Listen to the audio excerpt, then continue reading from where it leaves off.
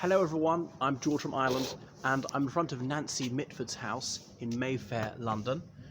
This is a super posh area, and there really was a fair, as in a market, held outside in May in bygone centuries. Hence the name's the name was given to the area.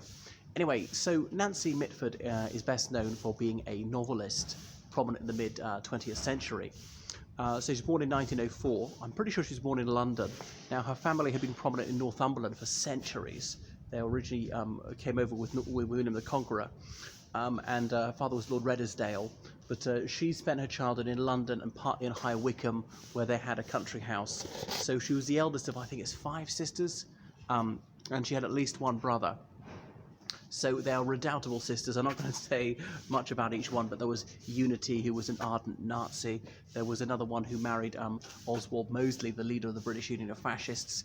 There was another one who was a communist who moved to the United States, who was very involved in the African-American civil rights movement, and on and on. And so she was relatively politically middle of the road, not that fascinated by politics as some of her sisters. Anyway, so her father was a thrusting politician. Nancy, she was brought up by a governess for a while, went to Francis Holland School in London for a bit, and this was the days when upper class girls almost never went to university, though she certainly didn't lack for brains, nor did they lack for means.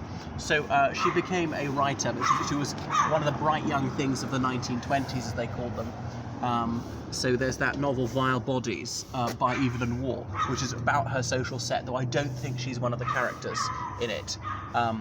The bright young things were fashionable, fun, upper-class people in London in the 1920s, to some extent into the 1920s, and you can see the film, or into the 1930s, you can see the film entitled Bright Young Things, which is really just of that novel Vile Bodies, because the expression bright young things is far better known as Vile Bodies, and give you a much better idea of what it's about. They're the people who in later generations were Sloanes, or the bit like sort of the Made in Chelsea set these days. I think Made in Chelsea is slightly old hat now. So Nancy Mitford, she published her first novel in 1931, The Pursuit of Love. She was later to publish Love in the Cold Climate, which most people consider her magnum opus. That was 1949. And it's about austerity Britain. You know, rationing was still going on. Rationing wasn't completely phased out till 1958. The last item to ration was coal, because of course when the Second World War broke out, there were severe shortages of everything. The United Kingdom used to import 2/3 of its food. Well, had to start producing more, people had to start eating less.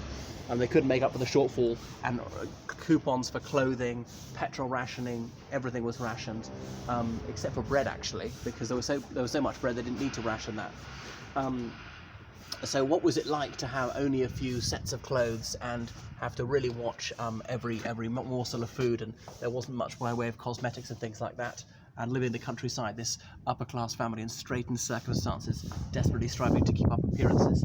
But her novels, they're not the hackneyed drawing room dramas in print that you might fear them to be. So in the Second World War, she'd propagandized for the Allies. She'd gone to Switzerland to bring her sister Unity back. Her sister Unity was so distraught by the outbreak of the war, because she was an ardent Nazi, she'd attempted suicide. Anyway, and her other sister was Simi, being married to Oswald Mosley, and Hitler had even been at their wedding. So she lived on in London for a while. She'd married about 1930 to Rod, but that was unsuccessful because he was such a philanderer. And then in the Second World War, she had a liaison with a Free French officer. Walewski was his surname. He was of Polish extraction. So she moved to Paris after the Second World War, but her relationship with him eventually fizzled out. I don't think she had any children, actually. So she came back to London after a while, but she was plagued by ill health, dying in 1973. So that's just a little bit about Nancy Mitford.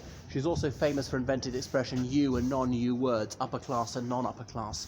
She noted that the upper class, this is from the 1950s, often used the same word as the proletariat, and that the middle class were trying a bit too hard to differentiate themselves from the working class, and using words of French derivation as though to show their erudition.